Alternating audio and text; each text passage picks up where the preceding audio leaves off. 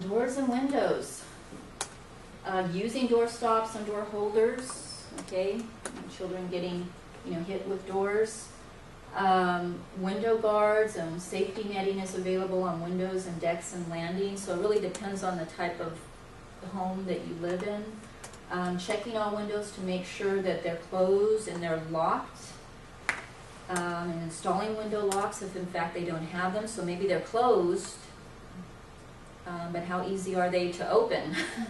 Child, and not just relying on screens. Some people think it's a screen there, so that should be fine, but no. Also, cutting off the dangling cords on those blinds, and especially if you have the crib right under the window, that's not good, okay? And sliding doors where it's the clear glass, marking that with something colorful, because it's easy just to run into that.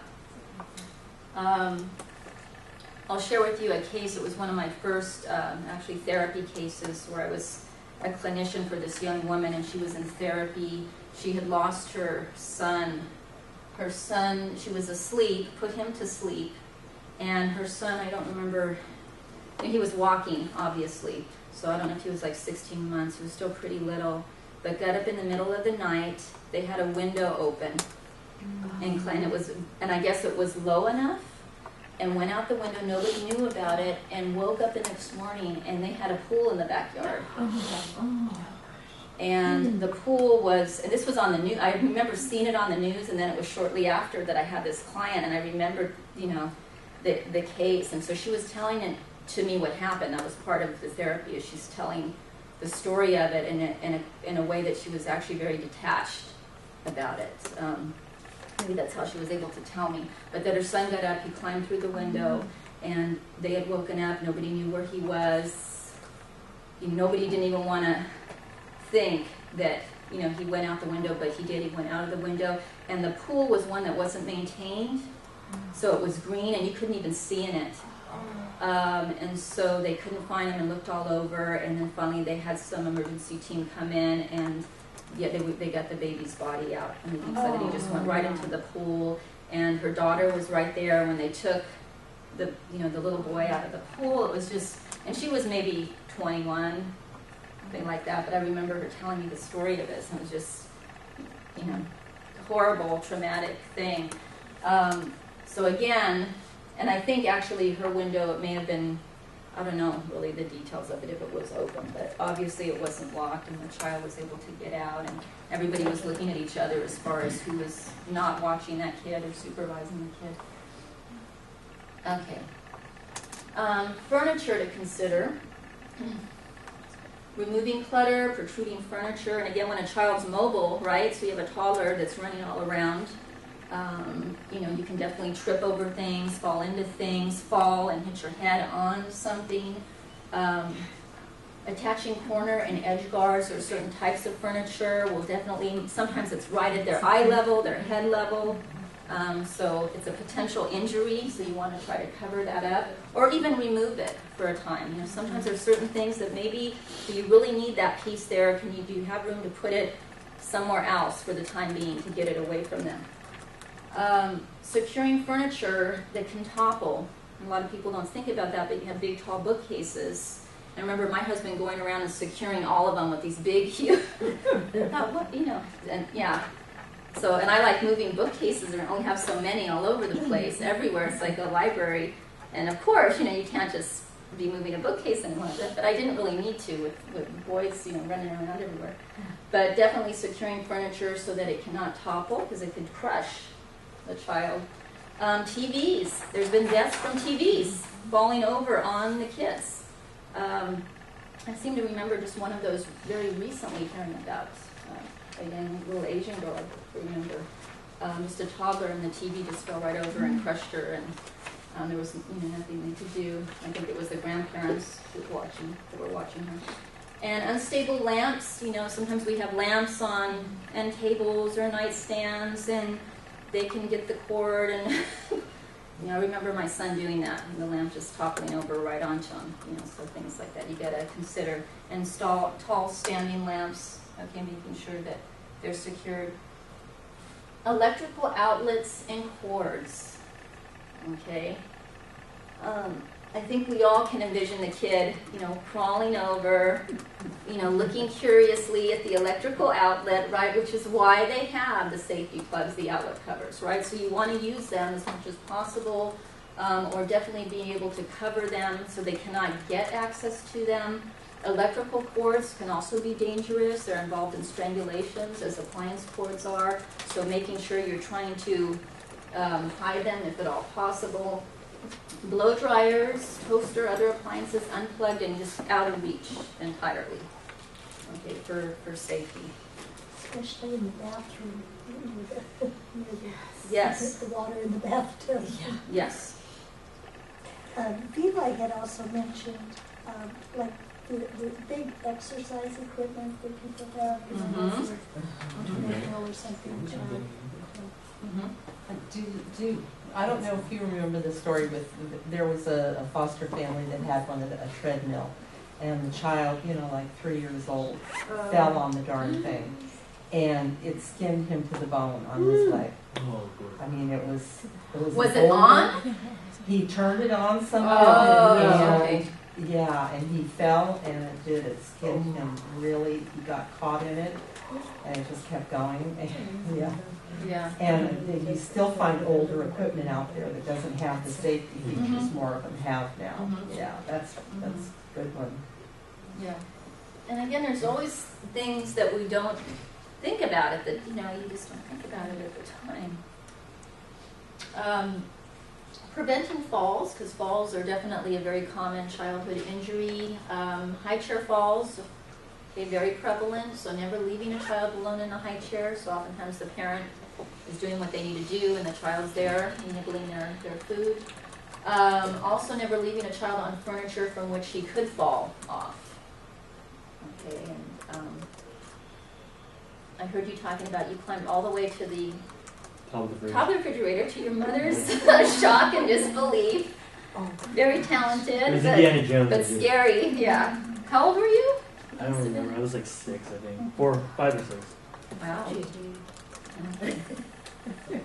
But I was running. I was like already walking at 9 months. So like. You know, oh wow. I wasn't early yet. So you were advanced. So she needed to really separate things. You had nothing to. Yeah. She had a leash on me. Remember, it was like an elbow one that you wrap around me. Really? This is good to know. And railings, also looking for railings. So those porch railings, deck railings have openings wider than 4 inches. We need to block those. And some people do have decks and they go out too, and maybe have barbecues. And the child could take a header and go down. So now they have portable chair, booster chairs for the kids. Yeah. Yeah, in fact, this is why it, I don't know why I bring this up, I think because it's kind of traumatic for me, but Grand Canyon, going to Grand Canyon was kind of traumatic for me because I knew somebody who actually lost their son fell, and he must have been 14, I mean, you know, he was an older kid and fell and lost him. They only had the 2 boys, and that was the older one. And so it was shortly after, within a year, that we went, and so you can imagine what I'm you know, was so highly anxious that day, and it was very windy, and they really don't have, you know, anything to speak of as far as rails and protection. So I was, you know, I was a little bit paranoid, you know, with the boys not really wanting to venture out very far. And needless to say, I didn't really enjoy it because I was so anxious that day. I think it was just too soon to go. Yeah. No, you're thinking about that. And yeah, and then in their bookstore, they had a book that talks about all the people that have, you know. So of course I go in the bookstore and then I see this book. I think, oh my gosh. And then my son found that and wanted to show me it. And oh my gosh, it was horrible. Anyway, fire prevention. Smoke detectors definitely recommended across the board throughout the house. But checking those batteries, usually I know ours beeps when it's low, so I don't know if they all necessarily work that way though, but it's recommended that you check them monthly. So if you have carbon monoxide detectors as well, that is something that's recommended to check. I think the law changed now, right, that everyone has to have carbon monoxide. Yeah. And also, you know, how would you, in the event of a fire, You know, what would be your game plan with your children? So it's something to kind of think through, and if you feel that the child is old enough where you can have a conversation about that and have some safety points for them. So a game plan, I think the earlier the better. You know, people have fireplaces, so making sure that you have a fireplace grill in front. So definitely making sure that as you're burning something, you have that covered. Moving gas fireplace keys out of reach, and any of the fireplace, the tools and the matches and the logs, just making sure that it's out of reach of children. Okay, so there are children that are burned just by fireplaces. I just thought of something else, Lisa. A lot of fireplaces have a heart, like bricks or Yeah. stone in front of them Yes, that kids like to climb on. And it's a good place to hit your head yes, and bleed a lot. yes, And they're really, yeah, I know my son and daughter-in-law have a fireplace. It's beautiful. But there's like a seat in front of it. It's higher. uh-huh. So there's about this high up, there's stone, Oh, yeah, and the edges are sharp, and it's just high enough that a toddler yeah, can climb up on it. And of course, the kids love it. You know, Yeah, of that's course. where they make the beeline for. yeah, When I go there, when they're little, I just yeah, am hovering because it's rock. yeah. I mean, Yeah, and it's interesting how some people are very aware of that, particularly with little children. You know, you see cement, concrete, you see things that they're, what would be at their level, and you're very vigilant about making sure. So even, yeah, I would probably have it off they limits actually, until older, 'cause it's- they put pillows Yeah. in front of it and Yeah. barriers so Yeah. that the kids, Yeah. when the third one now is just at the age where I'm sure when I go in May that she'll have discovered it. So I'm sure it's just totally blocked off. But I think a lot of times people, fortunately my kids Yeah. did, but Yeah. I think a lot of people don't think about that. I agree. And same with the playground stuff. I used to get very nervous with it's metal. If they slip on one of the steps going up, it's gonna just, hit them, or Yeah. they're gonna hit so, yeah, I would run, go right Oh, behind them on the playground. playground. It was crazy. It was Is just playground incredible. on here?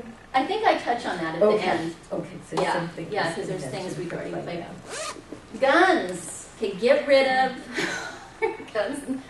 Actually, as far as parenting goes, it is kind of recommended that it's just typically not safe to have them in the household. But if you're someone that really, you want to make sure that you have your right to bear arms, you want to have it in the house, but definitely storing locked, inaccessible, no way to get to unloaded gun.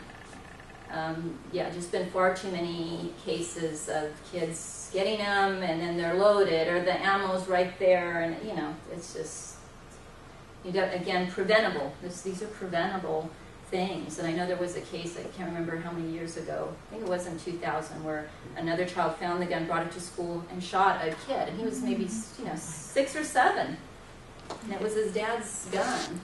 It's just Years ago, one of our specialists, I don't know if you remember this, Jan, was in a home and the family kept a gun under the bedroom pillow, and she reported it back here, and that was definitely Mhm. reportable to DCFS. yeah. What were they not thinking with kids in the house? And we saw the baby, and there were other children in the home too. Yeah, and some people just don't have the mindset with kids. They It's just maybe just- don't make the connection, and there might be some things that traditionally, have been part of their family and lifestyle for some time, and so doesn't raise a concern. But we all know that there's documented cases of this, and why would you want it? I mean, it's accessible. They could just be like,